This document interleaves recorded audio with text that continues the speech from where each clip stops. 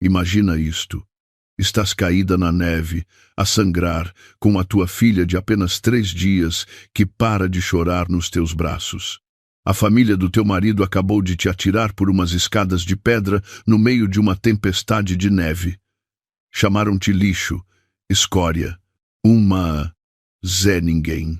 O que eles não sabiam era que, em 4 horas, tu herdarias 2, 3 mil milhões de euros e estavas prestes a fazer com que cada um deles pagasse bem caro. Sou a Leonor Magalhães, e o que estás prestes a ouvir não é ficção. Esta é a história real, de como passei de estar a morrer na neve a destruir uma dinastia completa, de como uma família que se julgava intocável aprendeu a lição mais dura da sua vida. Nunca subestimes a mulher que descartaste. Humilharam-me durante 3 anos. Gravaram os meus piores momentos para os seus 500 mil seguidores. Tentaram roubar-me a minha bebé usando um sistema judicial corrupto. Acreditaram que o dinheiro e o poder os tornavam invencíveis.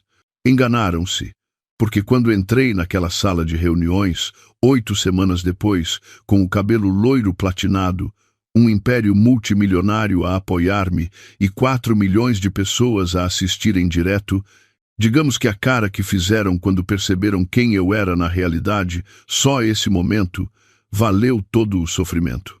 Mas foi isto que o tornou lendário. Tinham assinado um formulário de consentimento sem o ler, tal como me tinham obrigado a fazer. O karma tem um maravilhoso sentido de ironia.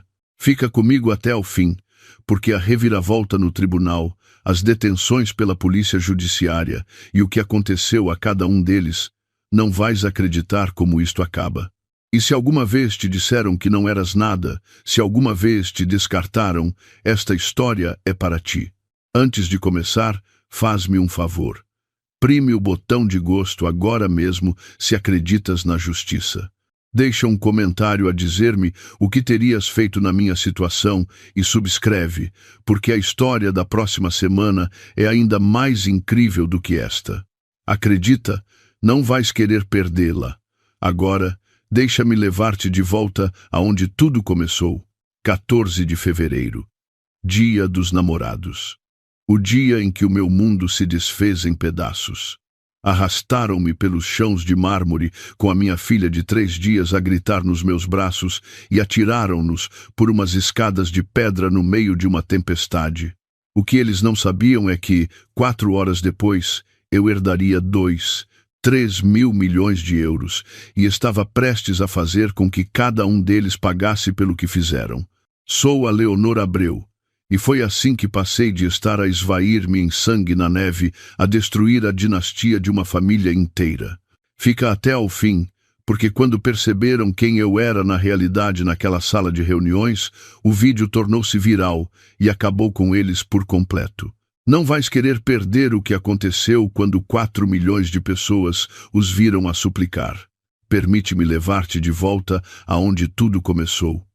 3 dias antes, eu estava numa cama de hospital no Hospital de Santa Maria. O meu corpo ainda recuperava de uma cesariana de emergência. A dor era insuportável, espalhando-se da incisão no meu abdômen a cada respiração. Mas nada, absolutamente nada, se comparava ao vazio que sentia. O meu marido, o Miguel, não me visitava há 52 horas, nem uma única vez. Eu tinha estado a contar as horas. As enfermeiras não paravam de me lançar olhares de pena, sussurrando entre si quando pensavam que eu não as ouvia. Eu repetia a mim mesma que ele estava apenas ocupado com o trabalho, que viria em breve. Meu Deus, como eu era ingênua. Era 14 de fevereiro, Dia dos Namorados. A ironia da data não me escapava. A pequena Graça dormia no berço ao lado da minha cama, o seu rostinho um pouco amarelo por causa da icterícia. Os médicos diziam que era comum, que não havia motivo para preocupação, mas cada vez que olhava para ela, o meu coração apertava-se de medo. Era tão pequena, tão frágil, tão perfeita, e o pai dela não se tinha dado ao trabalho de a vir conhecer. Eu ainda estava ligada a soros em ambos os braços. Ainda tinha uma sonda. A dor da incisão rondava os 7 em 10, mesmo com o analgésico que me davam de 4 em 4 horas. Cada movimento era uma agonia. Perto das 23 horas, a minha melhor amiga, a Raquel, entrou sorrateiramente no quarto. Ela trabalhava na unidade de cuidados intensivos no piso de baixo e tinha vindo ver-me nas suas pausas. Leonor, olha, disse a Raquel com a voz tensa por algo que não conseguia identificar. Parecia preocupada, realmente preocupada, não apenas condoída. Preciso de te mostrar uma coisa. Por favor, não te exaltes, mas tens de ver isto antes que outra pessoa te conte. Entregou-me o telemóvel dela. Já estava aberto no Instagram. Olhei para o ecrã e o meu mundo inteiro partiu-se num milhão de pedaços. Ali mesmo, naquela cama de hospital. Era a conta do Miguel. Uma foto dele com outra mulher. Ela era bonita, radiante e claramente também estava grávida. A mão dela repousava sobre a sua barriga naquele gesto universal das futuras mães. Estavam no Belcanto, um restaurante com 2 estrelas Michelin que eu jamais poderia pagar, um lugar onde o Miguel nunca me tinha levado. A legenda dizia, com a minha verdadeira família. Finalmente a ser honesto, novos começos. Abençoado com a verdade, publicado às 6 horas e 47 mil gostos. Os comentários eram uma mistura de felicitações e confusão. Ei, não és casado? Perguntou alguém. Quem é a outra? Exigia outro. Mas a maioria eram apenas emojis de corações e celebrações pela sua suposta verdade. Senti como se alguém me tivesse enfiado a mão no peito e esmagado o coração com o punho. Leonor, disse-me a Raquel com voz suave, isto piora. Ele tem dito às pessoas do hospital que tu o prendeste, que finalmente está livre para estar com a mulher que realmente ama. 3 anos. 3 anos de casamento, 3 anos a esforçar-me tanto para ser suficiente para ele, para sua família, para o seu mundo. 3 anos de amor e entrega total. E todo esse tempo ele tinha outra pessoa. O meu telemóvel vibrou na mesinha de cabeceira. Era uma chamada de um número desconhecido. Estava demasiado destroçada para atender, demasiado quebrada.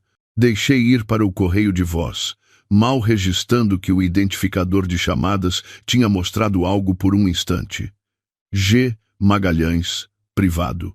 Nunca soube que o meu avô tinha tentado ligar-me às 23:47 horas para combinar o nosso primeiro encontro.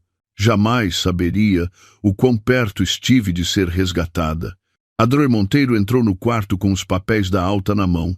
Era a ginecologista que tinha feito o parto da Graça, uma mulher amável, na casa dos 50, de mãos suaves e olhar preocupado. Soia, Abreu, disse ela com cuidado, preciso de falar consigo sobre algo. O Departamento de Serviço Social do hospital notou algumas dinâmicas preocupantes. O seu marido não a visitou e houve certos. A porta abriu-se de rompante. A Vitória Álvares entrou como uma fúria. A minha sogra usava um casaco de marca que certamente custava mais do que o meu carro, com uma mala Hermès pendurada no braço e uma fúria gelada no olhar. Atrás dela vinha o João, o pai do Miguel, com um fato caríssimo que gritava dinheiro e poder. Depois, a Matilde, a irmã do Miguel, com o telemóvel na mão, a gravar. E, por último, a Sofia, a mulher da foto do Instagram. Tinha um sorriso de superioridade, com uma mão sobre a sua barriga de grávida, como se estivesse a marcar o seu território. Adroer Monteiro deu um passo em frente. Desculpem, o horário de visitas já terminou, e a senhora Abreu precisa de... A Vitória interrompeu-a com um gesto da mão. Somos a família dela. Temos todo o direito de estar aqui. Atirou uma pasta à doutora Monteiro. Estes são documentos da Comissão de Proteção de Crianças e Jovens. A minha nora é mentalmente instável e incapaz. Estamos aqui para proteger a nossa neta.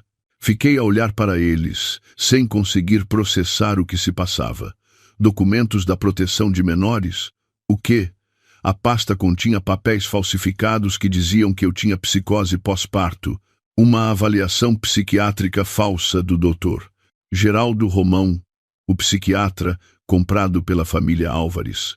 Recomendava que me retirassem a custódia temporária de imediato enquanto se aguardava uma avaliação. As mãos da doutora Monteiro tremiam enquanto lia. Via-se que estava a lutar. Sabia que aquilo estava errado, mas não tinha a certeza do que fazer. Já tinham falado com o departamento jurídico do hospital. A doação dos Álvares para a ala leste dava-lhes muito poder ali. A Vitória aproximou-se da minha cama. A sua voz destilava veneno. Já arruinaste a vida do meu filho por tempo suficiente. Esta farsa patética acaba esta noite. Eu estava fraca, confusa, ainda atordoada com os medicamentos para a dor. Do que estás a falar? Acabei de ter o vosso neto. A Sofia riu-se. Riu-se na minha cara. Deu um passo em frente e tirou uns papéis da sua mala. Essa bebé nem sequer é dele. Fizemos um teste de ADN. Mostrou-me uns resultados de laboratório falsos. Probabilidade de paternidade, 0%. A minha cabeça andava à roda. Quando? Como? Eu estive aqui o tempo todo. Isto era impossível. Não se pode fazer um teste a um recém-nascido sem a permissão da mãe. Mas eles tinham os papéis. E pareciam documentos oficiais. A Matilde começou a transmitir em direto no Instagram. Eu via-me no ecrã do telemóvel dela, pálida e destroçada numa cama de hospital. Olá a todos. A voz da Matilde era alegre e cruel. Queriam saber a verdade sobre a esposa interesseira do meu irmão, pois aqui a tem em direto do hospital, onde está a tentar prendê-lo com uma bebé que nem sequer é dele. Assisti com horror enquanto os comentários começavam a chover. Meu Deus, que patética! O teu irmão merece muito melhor.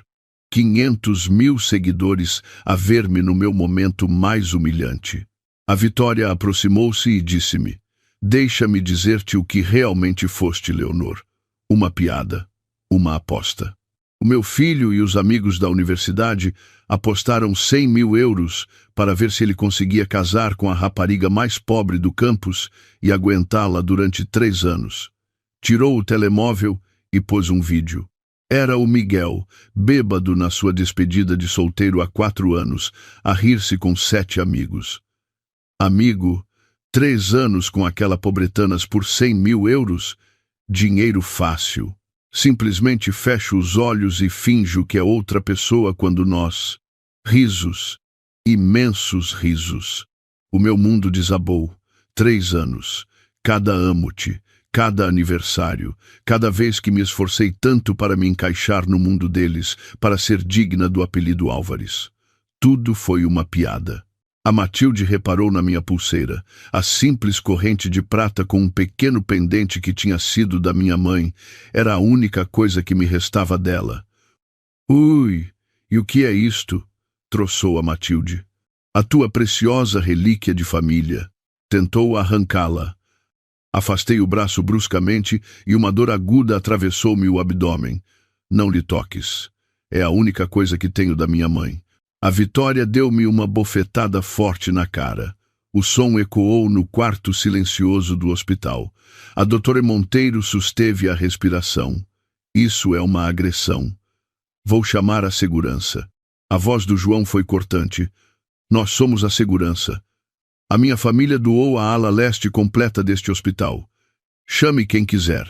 O que eles não sabiam, o que nenhum deles sabia, era que o hospital tinha o nome do meu avô. Acabavam de me ameaçar no hospital da minha própria família. A Raquel entrou de rompante no quarto. Que raio se passa aqui?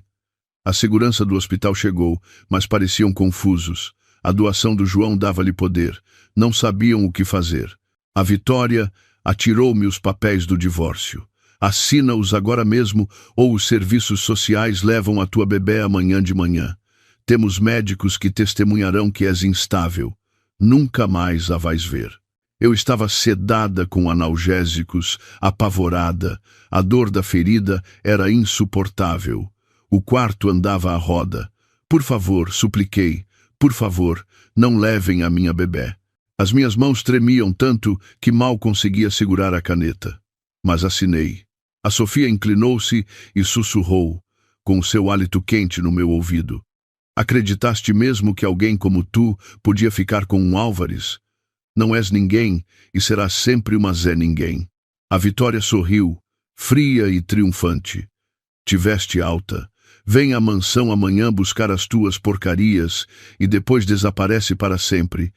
E, assim, sem mais nem menos, foram-se embora. Caí no chão, desfeita em lágrimas. O meu corpo não parava de tremer. A Raquel abraçou-me. Vamos chamar a polícia. Isto é coação. Estão a forçar-te. Não, sussurrei-lhe. Eles têm advogados e muito dinheiro. Eu não tenho nada. Só quero que a minha bebé esteja segura. A Dor Monteiro tirou o telemóvel. Eu não vi que ela estava a gravar toda a discussão. Não sabia que, pela sua profissão, era obrigada a denunciar abusos e levava o seu dever muito a sério. Estou a documentar isto, disse em voz baixa. O que fazem é um abuso. Mas eu estava tão destroçada que não me importei. Não serve de nada. Eles ganham sempre. Mas iria importar. E muito. Embora só o descobrisse mais tarde. Naquele momento, eu ainda não o sabia. Na manhã seguinte, 15 de fevereiro, chamei um Uber para ir à mansão dos Álvares em Cascais. Não tinha dinheiro nem para o meu próprio carro. O Miguel tinha controlado cada cêntimo durante o nosso casamento. A pequena Graça ia numa alcofa do hospital, enrolada num cobertor fino. Parecia tão pequena, tão indefesa. Aos seus 3 dias de vida, sua vida já era uma confusão. A mansão erguia-se imponente à nossa frente, uma arquitetura clássica daquelas que gritam dinheiro antigo em cada coluna e janela. Vivi ali durante 3 anos e nunca, nem um único dia, o senti como o meu lar. Ainda tinha a minha chave. Quando entrei, todos os empregados da casa, aqueles que eu julgava serem amáveis, evitaram olhar-me nos olhos. Alguns até sorriram com troça. Encontrei todos os meus pertences já embalados. Tinham-nos atirado para sacos do lixo na entrada, como se fossem desperdícios. Com as mãos a tremer, caminhei até ao meu quarto. Não era o quarto principal. O Miguel e eu nunca o partilhamos. Eu dormi sempre na área de serviço, no fundo da casa, porque para eles eu nunca fui da família.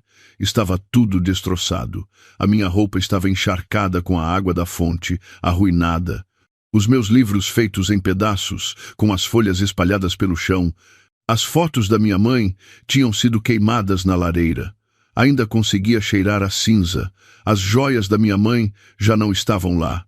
Encontrei a Matilde no quarto principal a usar. Era o colar de pérolas da minha mãe. A única coisa que eu valorizava mais do que tudo neste mundo. Ah, esta coisinha velha. Riu-se a Matilde, tirando uma foto. De qualquer forma, fica-me melhor a mim. Achado não é roubado. Enquanto percorria a mansão pela última vez, as memórias caíram-me em cima como um balde de água fria. O primeiro jantar de família. A Vitória fez-me servir os convidados enquanto a família comia. Quando tentei sentar-me, disse-me: "A criadagem não come com a família, querida." O Miguel não disse nada. Uma gala de beneficência, no 2º ano. Usei um vestido emprestado porque não tinha dinheiro.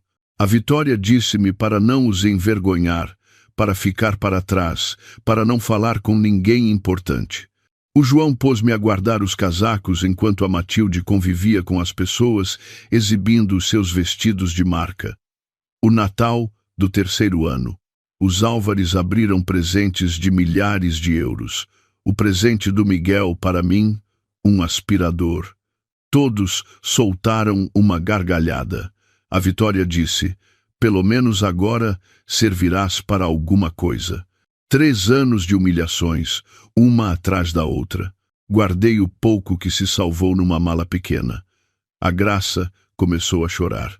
Precisava de uma fralda mudada e de comer, mas eu não tinha para onde ir para o fazer. Exatamente quando me ia embora, a voz da Vitória ressoou pelo intercomunicador. "Leonor, querida, ao átrio principal. Agora mesmo, estamos todos à tua espera. Senti o estômago a cair-me aos pés. O átrio principal era gigantesco, com chãos de mármore que me tinham obrigado a esfregar tantas vezes. Do teto pendia um lustre de cristal que custava mais do que a maioria das pessoas ganha num ano. Ali estava toda a família Álvares, reunida como se fosse um tribunal prestes a ditar a minha sentença. A Vitória estava no centro, como uma rainha a presidir a sua corte, o João ao seu lado, o rei. A Matilde nas escadas com o telemóvel na mão, já a gravar. O Miguel encostado à parede, sem conseguir sequer olhar para mim. E a Sofia pendurada no braço do Miguel, com aquele sorriso de vitória. Perto deles, havia 4 seguranças que nunca tinha visto antes. Homens grandes, músculos a soldo. A voz da Vitória era gelada. Antes de te ires e de nos esquecermos que existes, vais ajoelhar-te e pedir perdão por nos teres feito perder 3 anos do nosso tempo e por tentares prender o meu filho com um filho ilegítimo. Apertei a Graça com mais força contra o meu peito. Não, já me vou embora, deixem-me ir. A ameaça do João foi silenciosa e mortal. Ou te ajoelhas, ou garantimos que todos os abrigos para sem-abrigo em Lisboa e arredores saibam que és uma abusadora de crianças, mentalmente instável. Os serviços sociais vão procurar-te até te encontrarem. Não me vou ajoelhar. A Vitória fez um sinal aos seguranças. Tudo aconteceu demasiado rápido. Um guarda segurou-me os braços. Gritei, por favor, tenho a minha bebé. Por favor, não a magoem. Outro guarda arrancou-me a Graça dos braços. A dor foi imediata e insuportável. Os pontos da minha cesariana abriram-se com o esforço. Senti algo quente e úmido a espalhar-se pela minha roupa. Era sangue. A Graça estava a gritar. Aquele choro agudo de recém-nascida que significava angústia, que significava terror. A Matilde estava a transmitir tudo em direto. Isto é o que acontece quando as interesseiras se metem com a família errada. Vejam o karma em ação. Os comentários choviam. Ela merece. Ponham-na na rua. Falsa mãe guerreira. 500.000 pessoas a verem-me ser destruída. Os guardas arrastaram-me pelo chão de mármore. Estava demasiado fraca para lutar, ainda a recuperar da cirurgia. A perda de sangue deixava-me tonta. O meu ombro bateu na esquina de uma coluna de mármore com um estalido medonho. A dor explodiu no meu braço. Provavelmente deslocou-se. A minha pulseira prendeu-se na borda de mármore. O pendente partiu-se e rolou pelo chão. Uma empregada doméstica apanhou-o e guardou-o. Naquele momento, não sabia que ela seria importante mais tarde. Estava a sangrar, a gritar, a suplicar. A Sofia ficou ali a rir-se. Que patético, Miguel. A sério que perdeste 3 anos nisto? A voz do Miguel soava vazia, morta. Apenas tirem-na daqui. Nem sequer teve a coragem de sentir culpa.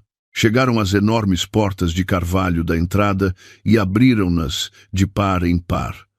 Lá fora havia uma tempestade de neve com toda a sua força. 9 graus Celsius negativos. A sensação térmica fazia com que parecesse menos 18. A neve caía tão densa que não se via a mais de 3 metros de distância. O vento uivava como um animal vivo e furioso. Atiraram-me pelas escadas de pedra. Tentei encolher-me para me proteger, mas caí com força. 5 degraus. Cada um era uma agonia.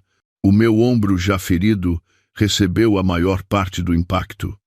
Aterrei na neve no final. O meu sangue a manchar de vermelho o chão branco. A minha mala voou atrás de mim.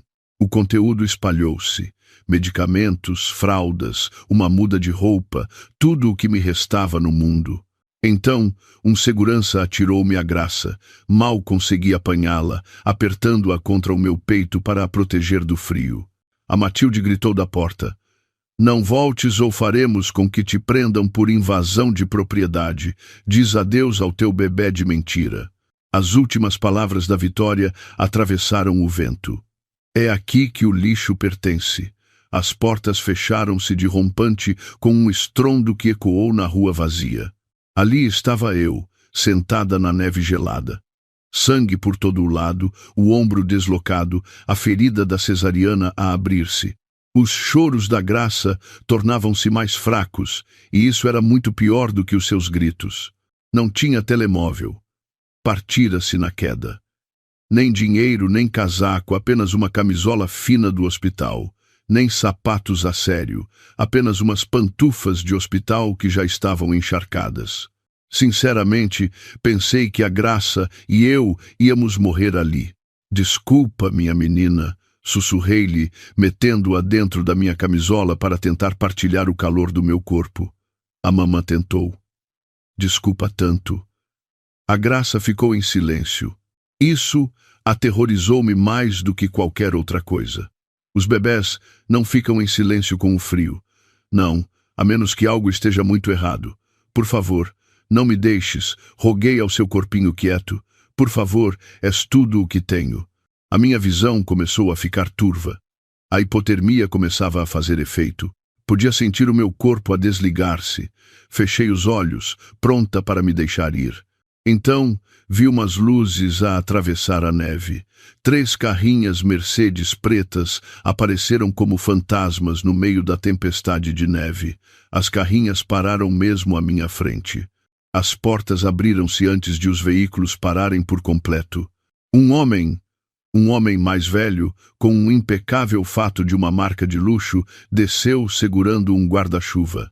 Mesmo às 3h47 da manhã, em plena tempestade de neve, parecia que tinha acabado de sair de uma reunião. Menina Leonor Catarina Magalhães, disse ele. Graças a Deus que a encontramos. Mal conseguia falar. Como? Quem? Ele ajoelhou-se na neve ao meu lado, arruinando o que devia ser um fato de 3.000 euros. Não pareceu importar-lhe. O seu avô enviou-me. Precisamos de vos pôr a salvo agora mesmo. Atrás dele, uma equipa de paramédicos com uniformes dos Serviços Médicos Magalhães correu na nossa direção com mantas térmicas e equipamento médico. Avô, consegui dizer. O pai da minha mãe morreu antes de eu nascer. Eu não tenho. Tem sim, Guilherme Gomes de Magalhães. E precisamos de a levar para o Centro Médico Magalhães de imediato. A sua filha está a 10 minutos de uma hipotermia crítica. Os paramédicos trabalharam com uma eficiência profissional. Envolveram a Graça e a mim com mantas térmicas. Puseram-me uma via intravenosa no braço porque estava muito desidratada. Oxigênio para a Graça, porque a sua respiração era superficial. Alguém imobilizou-me o ombro. Pensos de pressão para a hemorragia. Levaram-nos para uma carrinha aquecida. O calor pareceu o paraíso depois daquele frio brutal. O homem mais velho, Ricardo Oliveira, como em breve descobriria, sentou-se no veículo conosco a supervisionar tudo. Através da tempestade de neve, os motoristas profissionais conduziam como se conseguissem ver perfeitamente. O Ricardo falava ao telefone com um tom calmo e eficiente. Dr. Andrade, tempo estimado de chegada, 8 minutos. Tenho uma mulher de 28 anos, 3º dia de pós-operatório de cesariana, com sangramento ativo, possível deslocação de ombro, hipotermia moderada. E uma bebê de 3 dias, com hipotermia severa, em estado crítico. Prepare a unidade de cuidados intensivos neonatais. E o trauma. Um paramédico estava a verificar a temperatura da Graça. 34,7 graus. Disse em voz baixa. Precisamos de a aquecer lentamente. O normal para os recém-nascidos é de 36 a 37,5. Se chegasse a 34, os seus órgãos começariam a falhar. Observei-os a trabalhar com a minha filha, demasiado exausta para fazer outra coisa que não fosse confiar nestes estranhos que tinham aparecido do nada. Chegamos ao Centro Médico Privado Magalhães às 4h15 da manhã. Este não era o Hospital de Santa Maria onde tinha dado à luz. Isto era algo completamente diferente. Um hospital privado para os ultra-ricos. Chãos de mármore, arte nas paredes, quartos que pareciam suítes de hotel. A Graça foi levada de urgência para a unidade de cuidados intensivos neonatais. Uma equipa de 6 especialistas atendeu-a instantaneamente. O doutor Andrade, o melhor pediatra, falou comigo enquanto trabalhavam. Trouxe-a mesmo a tempo. Mais 5 minutos e estaríamos a falar de danos permanentes. Levaram-me para uma suíte privada que parecia um quarto de hotel de luxo. Puseram-me o ombro no lugar, o que foi uma dor insuportável, mas necessária. Voltaram a coser os pontos da minha cesariana, fizeram-me uma transfusão de sangue e puseram-me antibióticos na veia, já que o risco de infecção era muito alto. Finalmente, deram-me analgésicos que realmente funcionaram. Acordei às 11 da manhã, 7 horas depois, com a luz do sol a entrar pelas janelas. Por um momento, pensei que tudo tinha sido um pesadelo. Mas então, vi o meu ombro enfaixado, as vias intravenosas e todo o equipamento médico. O pânico apoderou-se de mim. A Graça. Onde está a minha bebé? Nesse momento, entrou a Dra. Monteiro, a mesma ginecologista do Hospital de Santa Maria. Leonor, respire. A Graça está estável. Está nos cuidados intensivos, em observação. Vai ficar bem. O que está a fazer aqui? Como? O Sr. Ricardo ligou-me. Contou-me tudo. Demiti-me do Santa Maria esta manhã. Não podia trabalhar num hospital que permitiu que aquilo lhe acontecesse. Depois, a Raquel entrou a correr. Abraçou-me com muito cuidado e, a chorar, disse-me: "Oh, meu Deus, Leonor, como não atendias o telemóvel, fui à mansão dos Álvares. Vi o sangue na neve. Eu pensei que tu..." E desabou por completo. "Estou bem", disse-lhe. "Estamos bem." O Ricardo Oliveira entrou com uma pasta de couro na mão. "Senhoras, preciso de um momento a sós com a Leonor. O que lhe vou dizer é confidencial." A Raquel e a Dra. Monteiro saíram, embora se notasse que não queriam. O Ricardo aproximou uma cadeira da minha cama. Trouxeram a Graça numa incubadora com rodas. Continuava monitorizada, mas estável. Vê-la viva e a salvo fez-me voltar a chorar. "Leonor", começou o Ricardo. "A sua mãe era Catarina Magalhães, antes de ser Catarina Abreu. O seu avô era Guilherme Gomes de Magalhães, fundador e diretor das Indústrias Globais Magalhães. Mostrou-me uma foto. Era um homem mais velho, com olhos amáveis e uma presença imponente. Jamais o tinha visto na minha vida. Nunca o vi. A minha mãe nunca falava da família dela. Dizia que tinham todos morrido. O Ricardo contou-me a história. A minha mãe fugiu de casa aos 19 anos, após discutir com o pai por causa do o Jaime Abreu. O Guilherme acreditava que o Jaime só a usava pelo seu dinheiro e tinha razão. Mas a Catarina era teimosa e muito orgulhosa. Foi-se embora sem nada. Mudou de nome, mudou-se para o Alentejo. Teve até 3 empregos para me criar sozinha, depois de o meu pai nos abandonar quando eu tinha 2 anos. O orgulho impediu-a de o procurar. O orgulho impediu o Guilherme de pedir desculpa. 2 pessoas teimosas que se amavam, mas não conseguiram vencer os seus próprios egos.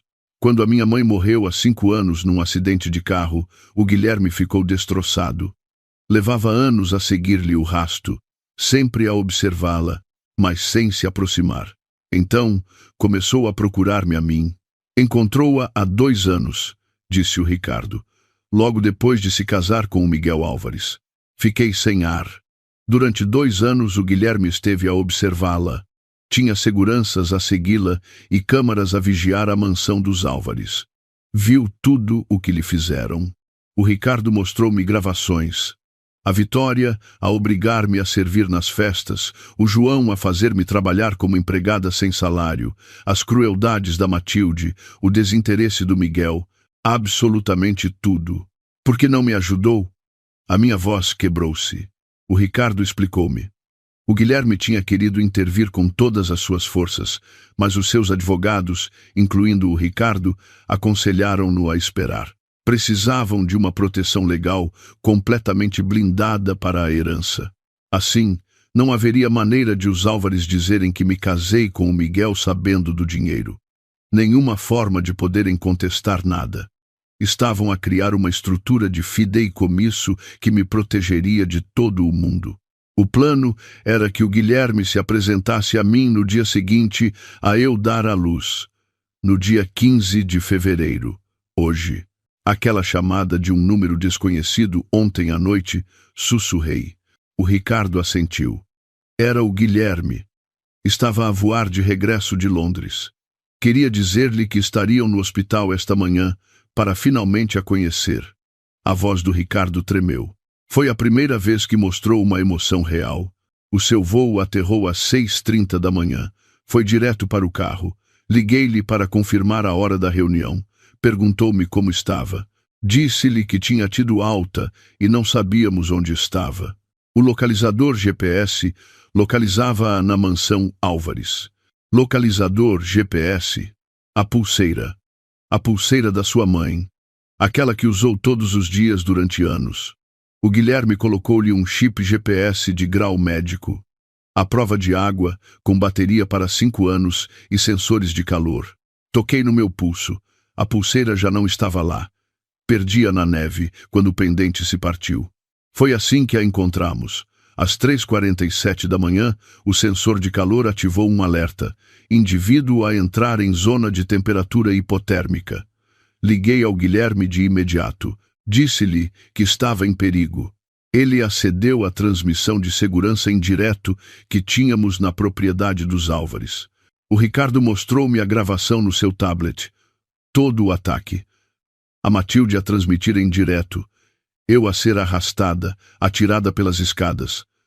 Sangue na neve. A Graça quase a morrer. Tudo com a hora marcada. Das 3h47 às 3h52 da manhã. O Guilherme viu essa gravação às 7h05 da manhã. No carro dele. A voz do Ricardo quebrou-se por completo. Às 7h15 da manhã, o motorista dele ligou-me. O Guilherme tinha desmaiado. Um infarte fulminante. Os paramédicos chegaram às 7h21. Declararam-no morto às 7h43 da manhã. A esmagadora ironia atingiu-me como um soco no estômago. Leonor, quando a atiraram por aquelas escadas às 3h47 da manhã, não era ninguém. Era exatamente o que eles diziam. Pobre, indefesa, lixo, mas às 7h43 da manhã, 4 horas depois, quando a morte do Guilherme foi legalmente registrada, tornou-se a única herdeira de um império de 2-3 mil milhões de euros. Atiraram-na para a neve quando não tinha nada, mas quando caiu no chão e o relógio começou a avançar para as 7h43, já era multimilionária. Eles simplesmente ainda não o sabiam. Fiquei a olhar para ele, incapaz de processar o que me dizia. O seu avô morreu a vê-los maltratá-la, sabendo que estava prestes a dar-lhe poder suficiente para os destruir a todos. O Ricardo entregou-me um envelope. Era a letra do Guilherme, num papel grosso. Li a carta entre lágrimas.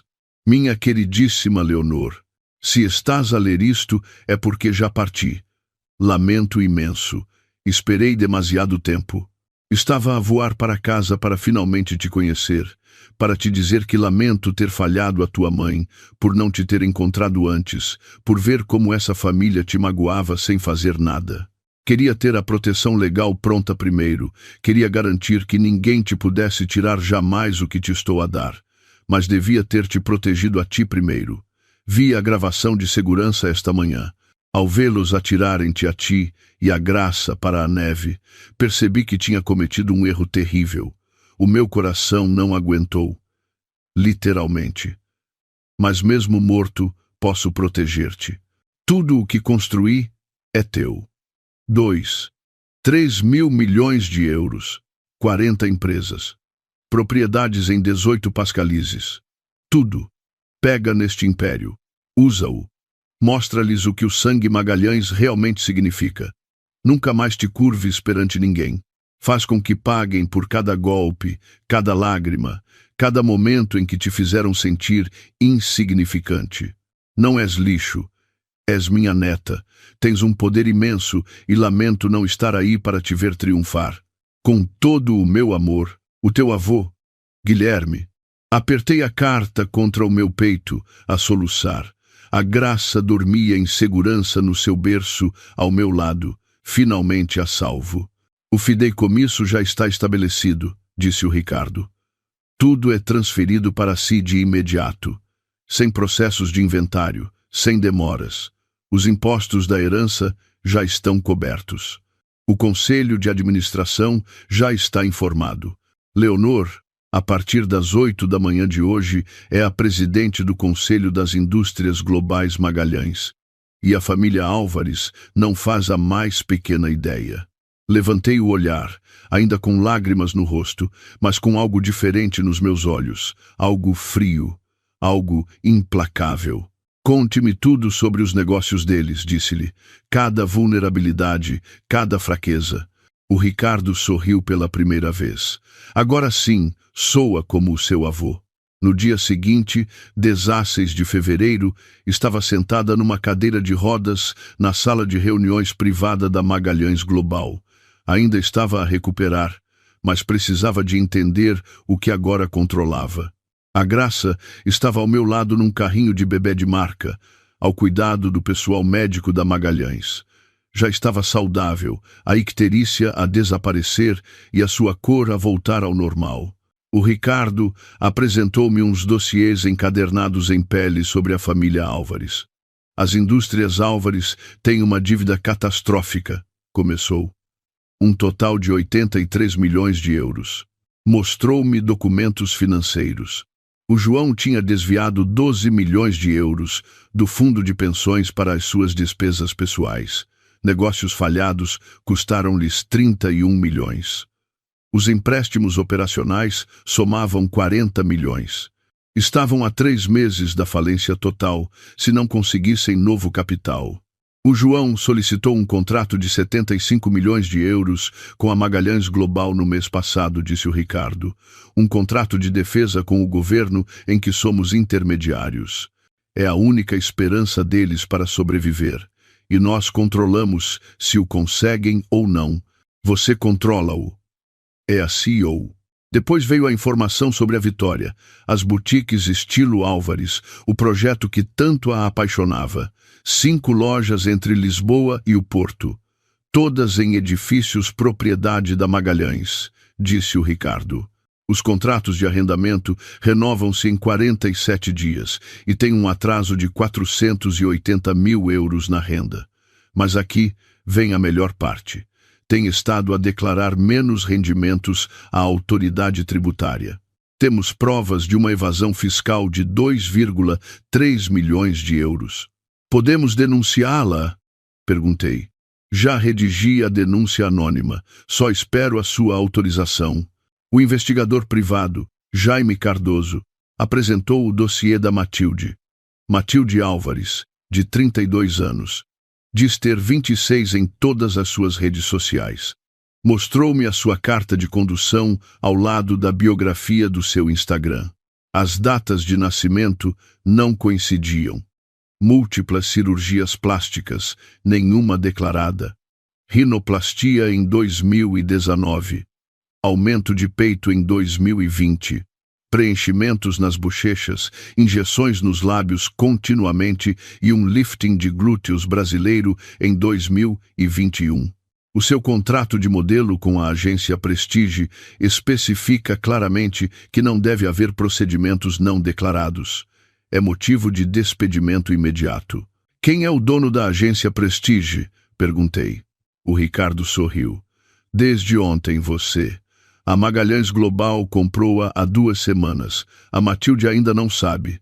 O seguinte era o dossiê do Miguel.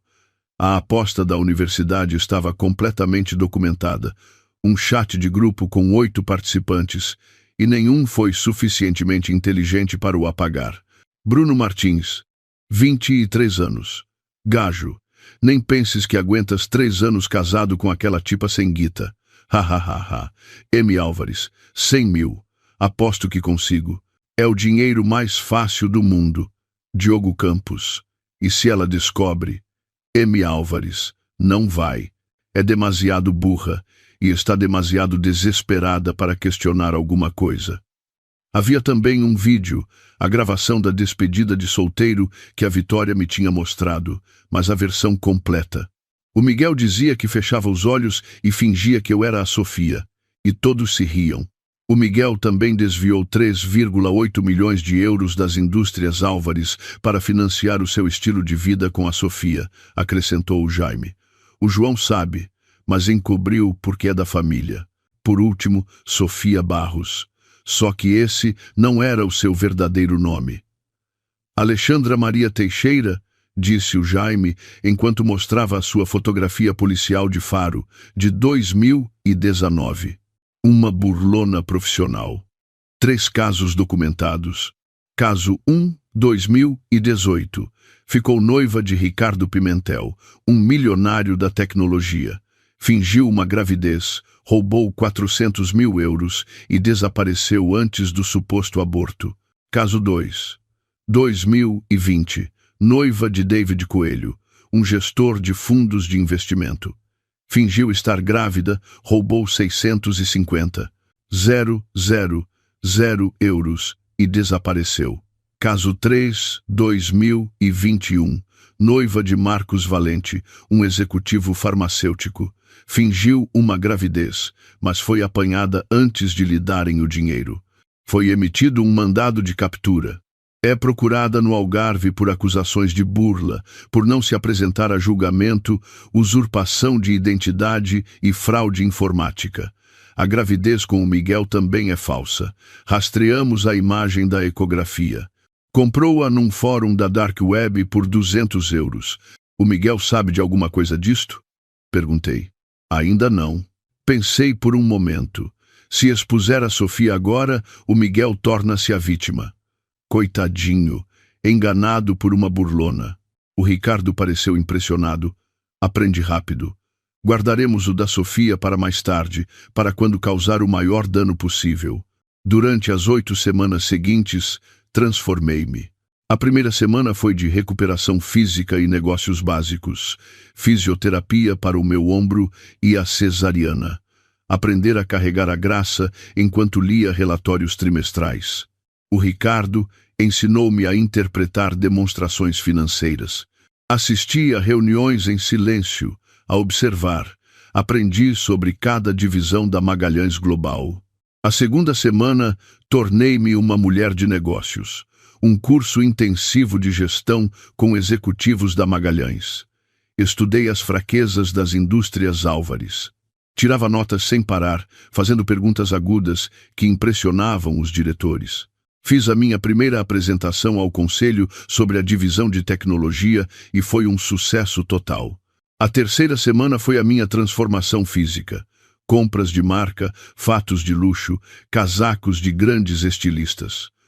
O meu cabelo passou de castanho para um elegante loiro platinado. Aulas de maquilhagem profissional, treino de mídia para a minha voz, postura e uma presença imponente. Põe-te de pé como se fosses a dona do lugar, disse-me a minha treinadora, porque és. A quarta semana, aprendi sobre o poder. Aulas de defesa pessoal, Krav Maga. Jamais voltaria a sentir-me indefesa. Workshops de negociação com o Ricardo. Reuniões com os advogados da empresa, aprendendo a destruir alguém legalmente. Pratiquei a minha cara de CEO em frente ao espelho. Fria, poderosa, inabalável. Nas semanas 5 e 6, começaram os movimentos estratégicos. A Magalhães Global comprou discretamente a dívida das indústrias Álvares a 15 credores.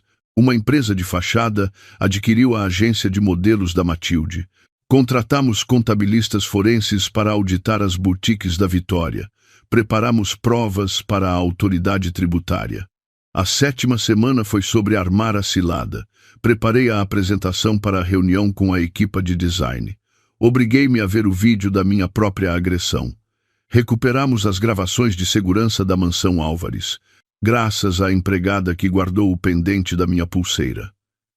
Ela apresentou-se quando lhe paguei 50.000 euros pelo pendente e pelo vídeo que gravou em segredo com o seu telemóvel. Houve fugas de informação anônimas para blogs de mexericos sobre a Matilde e agendamos a reunião de negócios com o João. A 8ª semana, os preparativos finais. Pratiquei o meu discurso para a reunião em frente ao espelho. A Graça já tinha 2 meses, estava saudável e feliz, cuidada por amas profissionais. Eu estava de pé com o meu fato impecável, o cabelo platinado perfeito e os lábios pintados de vermelho com precisão. Olhei-me ao espelho e mal reconheci a mulher que me devolvia o olhar. "Vamos destruí-los", disse. A reunião foi marcada para 12 de abril. Eles não faziam a menor ideia de quem iam enfrentar. 2 de abril. 10 dias antes da reunião na sala de juntas. A Matilde continuava a publicar diariamente no Instagram. Férias na praia nas Maldivas, pagas pelos pais. A legenda dizia: "Aos meus 26, a viver a minha melhor vida, abençoada, beleza natural, sem filtro." 486 mil seguidores. Os comentários diziam efusivamente o quão perfeita ela era. A Matilde sentia-se invencível. Liguei-lhe do meu antigo número de telemóvel, o que ela ainda tinha guardado. Atendeu a rir-se. Podia ouvir a Sofia e a Vitória em fundo. "Oh, meu Deus, a lixeira está a ligar-me. Deixem-me pôr em alta voz. Leonor, que tal a vida no esgoto onde quer que estejas a viver? Já encontraste um abrigo para sem-abrigo que aceite bebés?" Mantia minha voz baixa e entrecortada. Estava a representar. Só queria saber se reconsiderariam o caso dos serviços sociais. Por favor, sinto tantas saudades da Graça. O caso dos serviços sociais tinha sido encerrado na primeira semana por falta de provas, mas a Matilde era suficientemente cruel para fingir que continuava ativo. "Oh, querida, nem os serviços sociais quiseram a tua bebé. És uma mãe patética. Mas pronto. Pelo menos o casamento do Miguel e da Sofia é no próximo mês. Estás convidada a assistir da entrada de serviço." Risos escandalosos. Vitória, em fundo. Diz-lhe que já nem nos lembrávamos que ela existia. Sofia. Diz-lhe que o Miguel diz que os últimos 3 anos foram os piores da vida dele. Mais risos. "Sabes que mais, Leonor? Foste sempre uma Zé Ninguém.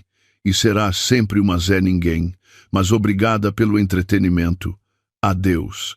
Desligou enquanto as suas risadas ecoavam. Eu estava no escritório da Magalhães Global com o telemóvel em alta voz. O Ricardo e o Jaime estavam a ouvir. O meu rosto estava gelado, sem qualquer emoção. "Obteve o que precisava?" perguntou o Ricardo. "Sim. Executem o pacote Matilde agora." 3 de abril, 6 da manhã. O blog de mexericos, Segredos da Elite, fez uma publicação. A influencer do Instagram, Matilde Álvares, as mentiras por trás dos gostos. Uma reportagem completa com provas. A sua carta de condução real, que demonstrava que tinha 32 anos. Registros médicos que mostravam todas as suas cirurgias plásticas, obtidos legalmente através de auditorias de faturação médica. Fotos do antes e depois. Uma comparação das suas alegações de beleza natural contra a realidade das cirurgias. Documentos financeiros que demonstravam que os pais financiavam 70% do seu estilo de vida de influencer. Capturas de ecrã dela a mentir as marcas sobre a sua idade. O artigo tornou-se viral. Em menos de 2 horas, Matilde Álvares desmascarada era a tendência número 1 no Twitter. Vídeos do TikTok analisavam cada foto em busca de evidências de cirurgias. Youtubers de beleza fizeram vídeos intitulados "Matilde Álvares mentiu-nos". Os patrocinadores começaram a cancelar. Sephora, incumprimento de contrato, falsidade de declaração. Fashion Nova, exigimos honestidade. O seu contrato fica rescindido. Empresas de suplementos, damos por terminada a nossa colaboração com efeito imediato. Mais 12 marcas retiraram-se nas 4 horas seguintes. Às 9 da manhã, a agência de modelos Prestige enviou um e-mail. Estimada Matilde, devido a violações contratuais relativamente a procedimentos não revelados e falsidade sobre a sua idade, damos por terminado o seu contrato com efeito imediato. Por favor, devolva toda a propriedade da agência até ao final do dia de hoje. A Matilde não fazia a mais pequena ideia de que eu era a dona da agência. Às 11 da manhã, fez uma transmissão em direto no Instagram a chorar com toda a maquilhagem borrada. Amigos, tudo isto é mentira. Tenho 26 anos, nunca fiz cirurgias. Isto é Photoshop. Alguém está a tentar destruir-me. Os comentários começaram a chover. Temos a tua carta de condução, mana. Admite lá. Mentiste-nos. Deixar de seguir. 47 mil pessoas viram-na desmoronar-se em tempo real. O seu número de seguidores caiu a pique. 486 mil, 450 mil, 420 mil, 380 mil. A Matilde soluçava em frente à câmara. Por favor, não sei quem está a fazer isto, mas por favor que pare. A Vitória ligou-lhe. Sai do Instagram agora mesmo. Só estás a piorar as coisas. Mãe, alguém divulgou todo o meu historial médico. Como é que isso é possível? É legal? Não me importa. Resolve isto. Numa semana, os seguidores da Matilde caíram para 180 mil. Sem patrocinadores, sem agência. Os blogs de mexericos escreviam artigos de segmento diariamente. O nome dela era o alvo de chacota de todos. Ligou a Vitória, desesperada. Consegues fazer com que o pai resolva isto? O teu pai tem os seus próprios problemas. As indústrias Álvares estão em apuros. Resolve tu mesma. Vi as notícias sobre o caso com o Ricardo. Fase 1 completa. Matilde neutralizada. Ela chamou-me lixo. Gravou a minha agressão para se divertir. Merece tudo o que lhe está a acontecer. Quem se segue? Perguntou o Ricardo. A Sofia, e depois deixamos a Vitória e o João para a sala de reuniões. 5 de abril. A mansão Álvares. O Miguel e a Sofia viviam juntos, a planear o casamento para maio. A barriga da Sofia crescia, uma barriga de gravidez falsa, de alta qualidade e muito convincente. A Vitória andava atarefada com os planos do casamento. O João estava estressado com os negócios, mas escondia-o. Chegou um pacote anônimo por correio expresso. O Miguel abriu-o no seu escritório. Dentro havia um dossiê completo sobre Alexandra Maria Teixeira. Antecedentes criminais. Fotos de identificação de 3 burlas anteriores. Documentação de gravidezes falsas. A imagem da ecografia que usou, com metadados que demonstravam que foi comprada online. Registros bancários que mostravam 650 mil euros roubados a vítimas anteriores. Uma nota. Miguel, fizeste-me sentir como lixo durante 3 anos. Agora sabes o que se sente ao ser enganado. Verifica-lhe a barriga. É falsa. De nada. Uma amiga. O Miguel entrou furioso no quarto principal, onde a Sofia se estava a vestir. Quem raio és tu na realidade? Atirou-lhe o dossiê. A Sofia gaguejou. Querido, posso explicar? Nem sequer te chamas Sofia. És uma burlona. Tentou escapar. Ele agarrou-lhe o braço. A manga prendeu-se na gaveta da cômoda. A barriga de gravidez saiu do seu vestido. Silicone caro, mas falso. Caiu no chão com um baque. O Miguel olhou para ela fixamente. Fora da minha casa. Agora. A Vitória e o João entraram a correr. Viram a barriga no chão. A Vitória ofegou. O João pegou no dossiê. Ela é procurada no Algarve. A Sofia tentou pegar na sua mala. O João bloqueou a porta. Não vais a lado nenhum. Vou chamar a polícia. Às 11h30 da manhã, a polícia de Cascais chegou com um mandado do Algarve que finalmente foi cumprido. A Sofia, algemada, gritava: Isto é uma armadilha. Alguém enviou esta informação. Alguém nos está a atacar. A Vitória parou. Quem sequer saberia disto? Disse, vendo o que todos pensavam. Primeiro a Matilde, agora a Sofia. Alguém anda atrás de nós. O João tentou descartar a ideia. Não sejas paranoica, é coincidência, mas o seu rosto mostrava dúvida.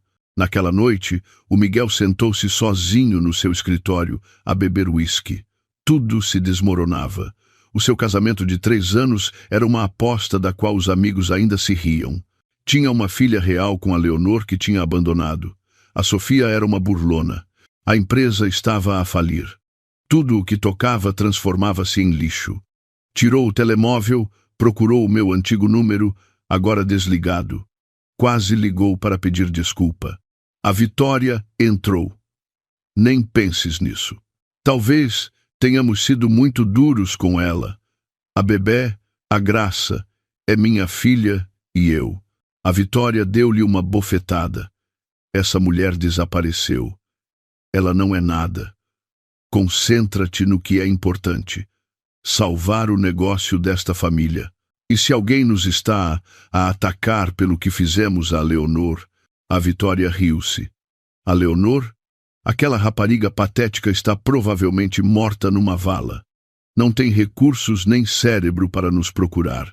Observei-os através de uma câmara de segurança pirateada, ouvindo cada palavra. A minha expressão era gelada. 6 de abril.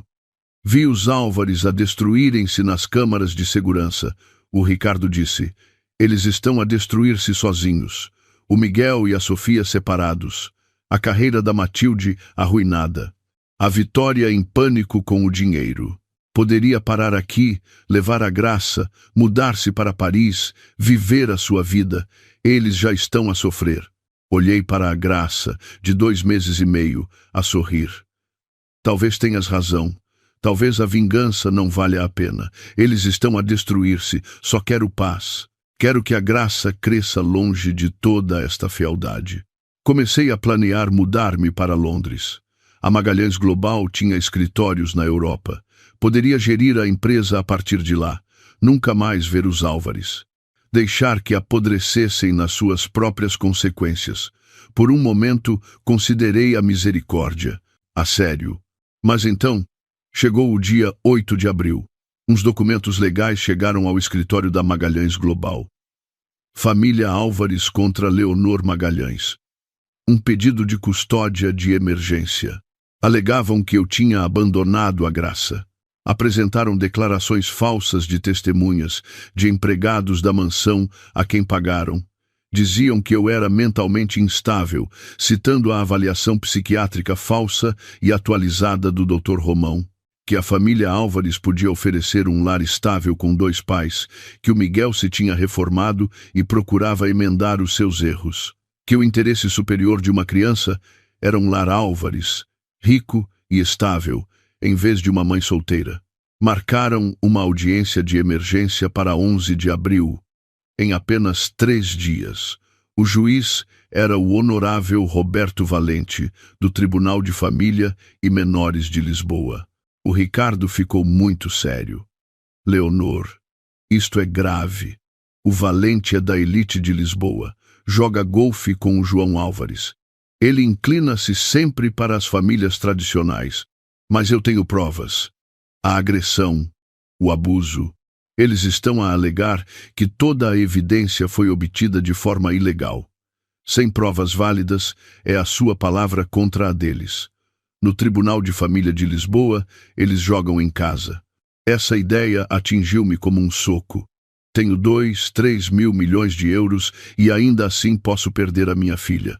O dinheiro nem sempre ganha nos tribunais de família, especialmente quando o juiz não é imparcial. A minha equipa legal, com 5 dos melhores advogados, reuniu-se. Precisamos do testemunho da doutora Monteiro sobre o abuso no hospital. Ela tem medo. Testemunhar significa ir contra um hospital ao qual a família Álvares fez doações. E quanto a Raquel, a enfermeira, é um testemunho de ouvir dizer. Ela não presenciou a agressão diretamente. E o vídeo de segurança da mansão, obtido ilegalmente, não o admitirão como prova. Então, não temos nada. O advogado principal foi sincero. Temos o seu testemunho, mas vão pintá-la como uma ex-nora amarga e vingativa, e o juiz Valente já está do lado deles. 11 de abril. Tribunal de Família e Menores de Lisboa. Cheguei com a minha equipa de advogados. Do outro lado do corredor, a família Álvares tinha 8 advogados. O advogado dos Álvares começou. Sua Excelência, isto trata-se do bem-estar de uma criança. A Graça Álvares nasceu numa família amorosa. O seu pai, Miguel Álvares, cometeu erros, como todos nós, mas agora está empenhado em ser o pai que ela merece. A sua avó, Vitória Álvares, e o seu avô, João Álvares, são pilares da sociedade de Lisboa, com os recursos e a estabilidade para lhe darem uma educação excepcional. A arguida, Leonor Magalhães, tem demonstrado um comportamento errático. Abandonou a sua filha com estranhos, enquanto tem sido vista a entrar e a sair de vários hotéis de luxo e edifícios corporativos. Solicitamos a transferência imediata da custódia, enquanto se aguarda uma avaliação completa. Estavam a distorcer o meu trabalho na Magalhães Global, para que parecesse um comportamento suspeito. O meu advogado respondeu: Sua Excelência, esta é uma tentativa clara de uma família abusiva para continuar a maltratar a minha cliente. A Leonor Magalhães foi agredida. Foi expulsa da casa dos Álvares, no meio de uma tempestade de neve com uma bebé de 3 dias. Objeção. Não foi apresentada nenhuma prova de agressão. Proceda, doutor. Limite-se aos factos apresentados como prova. A Vitória subiu a barra das testemunhas, vestida como a avó perfeita. Um fato Chanel, pérolas, com uma expressão de preocupação. Sua Excelência, eu queria a Leonor como a uma filha. Demos-lhe as boas-vindas à nossa casa, apesar da sua origem humilde. Tentamos ajudá-la a adaptar-se ao estilo de vida da nossa família. Quando teve a bebé, estávamos cheios de alegria. Mas a Leonor tornou-se cada vez mais paranoica e acusadora. Dizia que tentávamos roubar-lhe a graça. Nós só queríamos ajudar. Ela saiu da nossa casa por sua conta, no meio da noite. Ficamos muito preocupados. Agora descobrimos que ela tem estado. Nem sequer sabemos onde vive ou o que está a fazer. O Miguel só quer ser um pai para a sua filha. O meu advogado interrogou-a. Sr. Álvares afirma que a Leonor saiu voluntariamente. Por que razão uma mulher a recuperar de uma cirurgia sairia no meio de uma tempestade de neve com uma recém-nascida? Não sei. Já lhe disse, ela estava a agir de forma muito estranha. Você, ou alguém da sua família, alguma vez pôs a mão em cima da Leonor Magalhães? Claro que não. Isso é uma mentira vil. E o que me diz disto? O meu advogado tentou mostrar a gravação do Instagram da Matilde. Protesto. Essa gravação foi obtida sem permissão e, além disso, foi editada. Protesto aceite. Não levarei em conta provas obtidas de maneira ilegal. A Matilde testemunhou. Bem instruída e muito calma depois da sua humilhação pública. A Leonor sempre teve ressentimento da nossa família. Tinha ciúmes de mim, do nosso estilo de vida. Na noite em que saiu, gritava com a minha mãe, a ameaçar-nos. Tentamos acalmá-la, mas ela saiu a correr para a neve. Tive medo pela bebé, por isso gravei, para documentar o seu comportamento errático para a proteção de menores. O Miguel deu a performance da sua vida. Excelência, cometi erros terríveis. Fui um mau marido. Negligenciei a Leonor e estou muito envergonhado. Mas amo a minha filha. Quero ser o pai dela. Agora estou em terapia, a trabalhar para ser melhor. A minha família pode oferecer-lhe estabilidade, um lar, recursos e um futuro. A Leonor, nem sequer sei onde ela vive. Como poderia cuidar bem da Graça? Então, subi eu a barra. Contei toda a verdade. A aposta, os maus tratos, a armadilha no hospital, como me atiraram para a neve. O advogado dos Álvares desfez-me em pedaços. Menina Magalhães, denuncia maus tratos, mas não tem uma única prova. Não há relatórios da polícia, nem registros do hospital dessa suposta agressão. As suas únicas testemunhas são amigos que, claro, a vão apoiar. Não será que é simplesmente uma ex-esposa ressentida a tentar separar um pai da sua filha? Não, eles atiraram-me pelas escadas. Eu tenho a gravação. Uma gravação que conseguiu de forma ilegal, interferindo no sistema de segurança deles. Protesto. Sem lugar. Responda à pergunta, menina Magalhães. Alguém a recuperou para mim. Então, admite que a conseguiu de maneira ilegal? O juiz Valente ditou o seu veredito. Este é um caso complicado. No entanto, o meu dever é priorizar o bem-estar da criança. Embora a menina Magalhães pareça ser uma mãe amorosa, inquieta-me a falta de provas sólidas que apoiem as suas graves acusações. Pelo contrário, a família Álvares demonstrou ter recursos, estabilidade e um desejo real de prover para a graça. Portanto, concedo a custódia temporária a Miguel Álvares e a sua família durante um período de avaliação de 30 dias. A menina Magalhães terá visitas supervisionadas 2 vezes por semana. Senti o meu mundo a desmoronar-se. Não, por favor. Trouxeram a graça da sala de espera. Abracei-a e chorei, soluçando sem parar. Não, por favor, não me atirem, por favor. Uma assistente social tirou-me a graça dos braços com delicadeza. A Vitória pegou nela com um sorriso trocista. A graça chorava, esticando os bracinhos na minha direção. Desabei. Isto era pior do que a neve, porque desta vez eu tinha dinheiro, poder e recursos. Tinha tudo e ainda assim perdi. O sistema tinha me falhado. Nas escadas do tribunal, os flashes das câmaras não paravam. A imprensa estava a cobrir o caso. A Vitória levou a graça para o carro dos Álvares com a Matilde ao seu lado, com ar vitorioso. O Miguel nem sequer olhou para trás para me ver. Naquela noite, sozinha na penthouse da Magalhães Global, não conseguia parar de olhar para o berço vazio da graça. Liguei ao Ricardo. Tentei fazer as coisas bem, pela via legal e civilizada, e mesmo assim eles ganharam. Levaram a minha filha. Vamos recorrer. Lutaremos. Não. A minha voz mudou. Tornou-se fria, definitiva. Acabaram-se as regras. Chega de jogar o jogo deles. Disseste-me que eu controlo o tabuleiro. Pois bem, vou virá-lo ao contrário. Organiza a reunião para o contrato. Quero-os a todos naquela sala. Amanhã, 12 de abril. Leonor, tenha certeza? Eles querem guerra. Terão aniquilação. Trabalhei da meia-noite às 6 da manhã. Liguei à doutora Monteiro. Preciso que testemunhe. Eu protegê-la-ei. Por favor. Ela estava a chorar. Tenho medo. Eu também. Mas vamos fazê-lo de qualquer maneira. O Jaime encontrou a transmissão em direto do Instagram da Matilde do hospital, não apagada, guardada nos servidores do Instagram.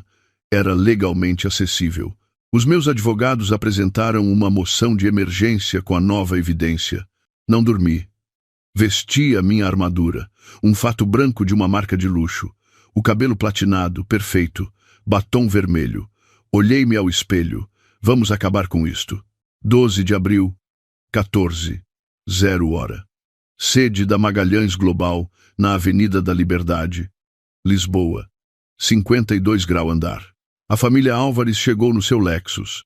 O Mercedes tinha sido penhorado, substituído por um modelo mais antigo. Pareciam acabados. O fato do João já não lhe assentava bem pelo peso que perdeu com o estresse. As joias da Vitória eram claramente bijuteria, não reais. Teve de empenhar as verdadeiras para a renda. A Matilde não usava roupa de marca. O cabelo não estava arranjado profissionalmente e parecia exausta. O Miguel estava de ressaca e derrotado, mas tentavam parecer confiantes. Este contrato de 75 milhões de euros era a única esperança deles. No elevador, a Vitória disse: lembrem-se, somos os Álvares, de dinheiro antigo. Eles respeitarão isso. O João: deixem que eu me encarregue da negociação. Precisamos deste contrato ou estamos acabados. A Matilde a verificar o telemóvel. Pelo menos a situação com a Leonor está resolvida. O juiz deu-nos a graça. O Miguel não disse nada. Apenas olhava fixamente para o chão do elevador. O elevador abriu no 52 grau andar. Impressionante. janelas do chão ao teto, o horizonte de Lisboa, arte moderna, uma riqueza evidente. A recepcionista encaminhou-os para a sala de reuniões. Era enorme, paredes de vidro com vista para o Tejo, uma mesa de conferências com capacidade para 20 pessoas. Na cabeceira, a cadeira do CEO estava de costas, virada para a cidade. 8 membros do conselho com fatos caros já estavam sentados. Havia seguranças nas saídas. Um ecrã enorme pendia atrás da cadeira do CEO. A família Álvares sentou-se em frente à cadeira do CEO.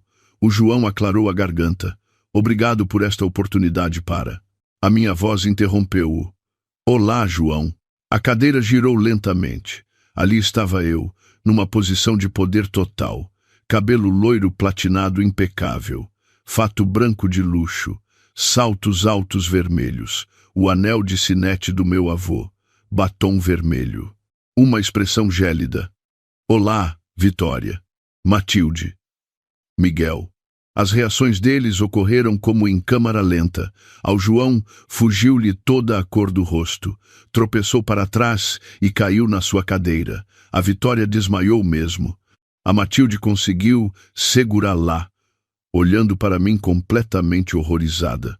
A Matilde ficou de boca aberta. Não conseguia processar o que estava a ver. O telemóvel caiu-lhe da mão. O Miguel ficou totalmente paralisado, com os olhos muito abertos, sem conseguir falar. Os seguranças puseram-se em frente às saídas. Ninguém ia sair dali. O João recuperou o suficiente para falar. O quê? O que é isto? É algum tipo de piada? Levantei-me e caminhei lentamente à volta da mesa. A minha voz soava calma e mortal. Por favor, sentem-se. Temos de discutir um contrato de 75 milhões de euros. A Vitória voltou a si, histérica. Isto é uma loucura. Não pode ser. Tu não és ninguém. És. Sou a presidente, Leonor Catarina Magalhães, CEO das Indústrias Globais Magalhães. Única herdeira do império de 2-3 mil milhões de euros do meu avô, Guilherme Magalhães. Apontei para o retrato que pendia na parede.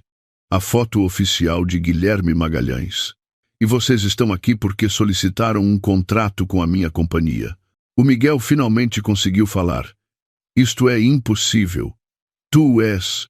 Como é que estás aqui? Deixem-me contar-vos uma história. Pressionei o controlo remoto. O ecrã atrás de mim iluminou-se. O primeiro slide mostrava o dia 15 de fevereiro, às 3h47 da madrugada. O vídeo de mim a ser atirada pelas escadas da mansão Álvares, com data e hora. Claro como a água. A Vitória gritou. Desliga isso, eles não vão ver. O vídeo foi reproduzido na totalidade. A Matilde a transmitir em direto. Eu a ser arrastada pelo chão de mármore. O sangue no chão. A Vitória a exigir que eu me ajoelhasse. Os guardas a arrancarem-me a graça dos braços. Eu, lançada pelas escadas. O sangue na neve. As portas a fecharem-se de rompante. A sala de reuniões ficou num silêncio sepulcral. Até os executivos que não tinham visto isto pareciam horrorizados. 15 de fevereiro, 3h47 da madrugada. Atiraram-me por aquelas escadas. Naquele momento, eu era exatamente o que vocês disseram que eu era. Ninguém. Pobre, fraca, lixo. O slide seguinte mostrava a certidão de óbito de Guilherme Gomes de Magalhães. Data de falecimento: 15 de fevereiro, 7h43 da manhã. 4 horas depois, o meu avô morreu de um infarte do coração depois de ver o vídeo de segurança do que me fizeram. O seu testamento tornou-me a sua única herdeira, com efeito imediato após a sua morte. Fiz uma pausa para criar o máximo impacto. Portanto, quando me atiraram para aquela neve às 3h47 da manhã, eu não era ninguém. Mas, quando caí no chão e o relógio começou a avançar para as 7h43 da manhã, eu já era multimilionária. Vocês simplesmente ainda não o sabiam. A Vitória sussurrou. Oh, meu Deus! Sem saber que a sua nora acabava de herdar um império multimilionário, os seus sogros e a amante atiraram-na para a neve. É uma manchete incrível, não acham? Agora, falemos das vossas situações. O slide seguinte mostrava as finanças de João Álvares. Tudo a vermelho. Indústrias Álvares. 83 milhões de euros em dívidas. Só que já não são 83 milhões. Desde há 3 semanas, eu sou a dona de 75 milhões dessa dívida.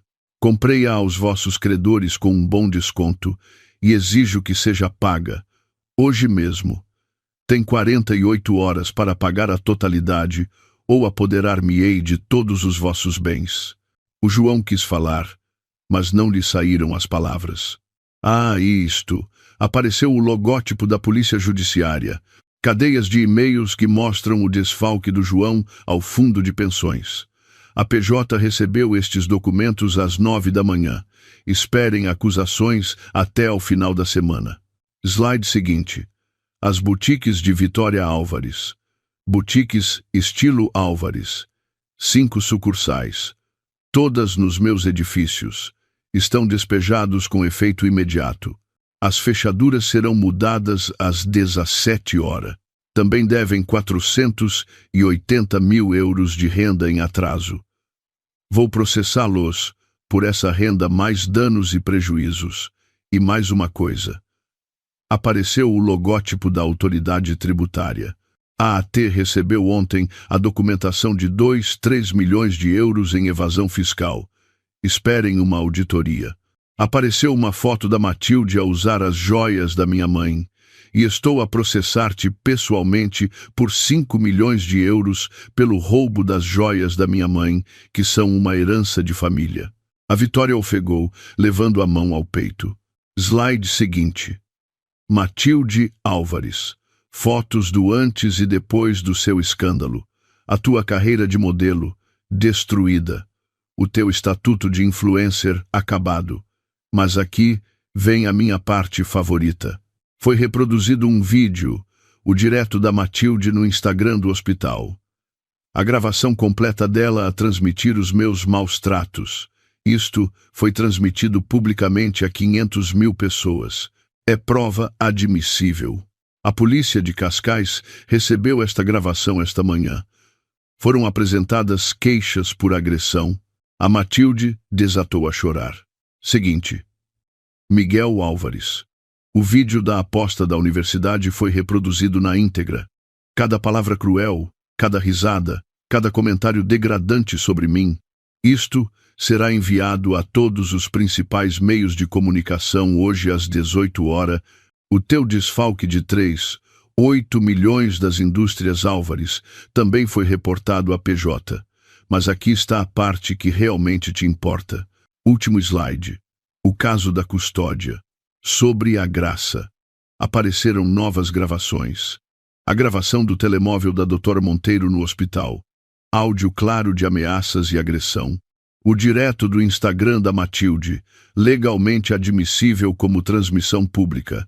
O testemunho de 3 ex-empregados da Quinta Álvares, a quem paguei para dizerem a verdade. Foi apresentada uma moção de emergência esta manhã no Tribunal de Família e Menores de Lisboa. Novas provas. Um juiz diferente. Audiência marcada para amanhã de manhã. Nunca mais vais ver a Graça. O Miguel atirou-se a mim por cima da mesa. Sua desgraçada. Arruinaste tudo. Os seguranças derrubaram-no ao chão. Eu nem sequer me mexi. O Miguel estava no chão, imobilizado pelos seguranças. Arruinaste a minha vida. Demos-te tudo. Inclinei-me e falei em voz baixa, só para ele. Tu não me deste nada. Casaste-te comigo por uma aposta. Deixaste que me maltratassem durante 3 anos. Abandonaste a tua filha quando tinha 3 dias. Eu não arruinei a tua vida, Miguel. Tu fizeste-lo. A Vitória caiu de joelhos a suplicar. A sério. Por favor, podemos chegar a um acordo, dar-te-emos o que quiseres. Peço desculpa. Não tens nada que eu queira. Caminhei até ela e olhei-a de cima. Chamaste-me lixo. Disseste que eu não era ninguém. Disseste que o meu lugar era na neve. Mas o lixo não é dono de um império de 2, 3 mil milhões de euros. O lixo não destrói dinastias. Não te descartaste de lixo, Vitória. Inclinei-me na direção dela. Descartaste-te de uma rainha. O João, completamente derrotado, fez uma última tentativa. O contrato. Por favor. Precisamos. Não há nenhum contrato. Nunca houve. Esta reunião nunca foi sobre negócios. Tratava-se de vocês entenderem exatamente quem destruíram e exatamente quem vos destruiu a vocês. Peguei no controlo remoto outra vez. Ah, e mais uma coisa. O ecrã mudou para mostrar uma transmissão em direto do YouTube. Espectadores. Naquele momento. 2 milhões. Toda esta reunião foi transmitida em direto no meu canal privado do YouTube. 2 milhões de pessoas acabaram de ver esta conversa completa. Os comentários inundaram o ecrã. Não pode ser. Ela é uma rainha. Eles merecem tudo o que lhes acontece. Esta é a melhor vingança que já vi na vida. Leonor Magalhães é a minha heroína. A voz da Matilde soou esganiçada. Não podes. Isso é ilegal. Não demos o nosso consentimento. Verifica o acordo de confidencialidade que assinaste ao entrar neste edifício. Cláusula 47. Consentimento de meios para reuniões de negócios. Entreguei à Vitória o papel que tinha assinado sem ler. Não leste, pois não? Aprendi isso contigo. Lê sempre o que assinas. Era uma referência à cena do hospital, onde me obrigaram a assinar os papéis do divórcio. Os seguranças escoltaram-nos para a saída e não foram nada amáveis. A Vitória era levada de rastos. Vais arrepender-te disto. Vamos processar-te. Processar-me com que dinheiro? Estão na bancarrota. Adeus, Vitória. A Matilde soluçava. Desculpa. A sério, desculpa. Por favor. Gravaste o meu pior momento só para te entreteres. Querias que eu me tornasse viral por ser humilhada. Parabéns. Agora tu também és viral. O Miguel olhou-me nos olhos pela última vez. Leonor, por favor. A Graça é minha filha. Não. Ela é minha filha. Tu és apenas o dador de esperma que a abandonou. Não a voltarás a ver. Jamais. Os seguranças tiraram-no à força. O João simplesmente saiu em silêncio, quebrado, derrotado. O seu império tinha acabado. Fiquei sozinha na sala de reuniões, a olhar para o horizonte de Lisboa. O Ricardo entrou e disse: a transmissão continua em direto. Já são 8 milhões de espectadores. Eu apenas assenti com a cabeça. O meu telemóvel vibrou. Era uma mensagem da doutora Monteiro. Amanhã é a audiência de custódia de emergência. Com as novas provas, vamos ganhar. A Graça volta para casa. Ele sei onde esse imagens bastiduro, esse dor esse imagens esse, asseiam baca sádia, dias vibrou, intus esseiam baca sádia. Pela primeira vez em meses, sorri. Um sorriso verdadeiro, sincero. Fora do edifício da Magalhães Global, a família Álvares encontrou um caos absoluto ao sair. Havia uns 50 repórteres. Os flashes das câmaras não paravam. Choviam-lhes perguntas aos gritos. É verdade que atiraram uma recém-nascida para a neve? Casou com ela só por uma aposta? Vão ser presos? Os agentes da polícia judiciária já os esperavam. João Álvares, Miguel Álvares ficam detidos por desfalque de fundos e fraude informática. Puseram-lhes as algemas, leram-lhes os direitos. A Vitória e a Matilde não foram presas naquele momento, mas a imprensa encurralou-as. O telemóvel da Matilde não parava de tocar com mensagens de ódio. A Vitória só tentava esconder o rosto. No Twitter, a notícia era tendência mundial. Número 1. Família Álvares exposta. Número 2. Leonor Magalhães. E número 3. Vingança milionária. Na manhã seguinte, foi a audiência de custódia. Com o testemunho da doutora Monteiro, a gravação do hospital e a transmissão em direto da Matilde, o juiz ditou a sentença de imediato. Devolveram-me a custódia total da minha filha. Aos Álvares Foram negadas todas as visitas enquanto o seu julgamento criminal estivesse pendente. Quando finalmente me entregaram a graça, abracei-a e não consegui parar de chorar. Estava a salvo. Finalmente, estava realmente a salvo. Passaram 6 meses. Era 15 de outubro. Eu estava na capa da revista Forbes. A manchete dizia: Leonor Magalhães, a CEO que ressurgiu do nada. As ações da Magalhães Global tinham subido 40%. Expandimos-nos para 3 novos mercados. Eu estava no meu escritório com a Graça, que já tinha 8 meses, a brincar num tapete ao lado da minha secretária. A Raquel veio visitar-me. Conseguiste, disse-me ela. Conseguimos. Corrigia. E assim, o destino da família Álvares ficou selado. O João foi declarado culpado. 12 anos numa prisão federal por desfalque de fundos. A Vitória acabou em prisão domiciliária. Declarou falência. Agora, trabalha numa loja de departamentos para pagar a sua dívida à autoridade tributária e vive num pequeno apartamento de 1 quarto. A Matilde não enfrentou acusações criminais, mas a sua carreira ficou destruída. Conseguiu trabalho num call center. Os seus seguidores no Instagram baixaram para apenas 12 mil. Perdeu 97% deles. O Miguel aceitou um acordo com o Ministério Público, 7 anos de prisão, e assinou formalmente a renúncia a todos os seus direitos como pai da Graça. A Sofia, ou melhor, Alexandra Teixeira, foi declarada culpada no Algarve. 15 anos de cadeia por múltiplos crimes de burla. Às vezes, as pessoas perguntam-me se me arrependo de algo, se a vingança valeu mesmo a pena, e eu apenas olho para a minha Graça, feliz e saudável, a crescer, sabendo que é amada e que está segura. Penso nos 50 milhões de euros que doei a abrigos para mulheres e vítimas de maus tratos. Penso em todas as mulheres que me escreveram a contar as suas próprias histórias de como sobreviveram e encontraram a força para seguir em frente. O vídeo original da agressão foi visto mais de 127 milhões de vezes. A família Álvares tornou-se um símbolo mundial do karma e da justiça. A sua crueldade ficou exposta aos olhos de todos. Valeu a pena? Valeu cada bendito segundo. Deixem-me contar-vos algo que aprendi em todo este caminho. Algo que eu teria adorado que alguém me dissesse quando estava caída na neve, convencida de que eu não valia nada. A dor não quebra toda a gente. Às vezes, se fores suficientemente forte e te recusares a render-te, a dor forja-te em algo mais duro que os diamantes, em algo inquebrável.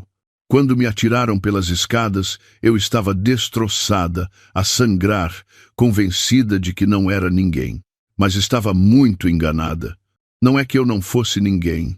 Era apenas alguém que ainda não tinha descoberto o seu próprio poder.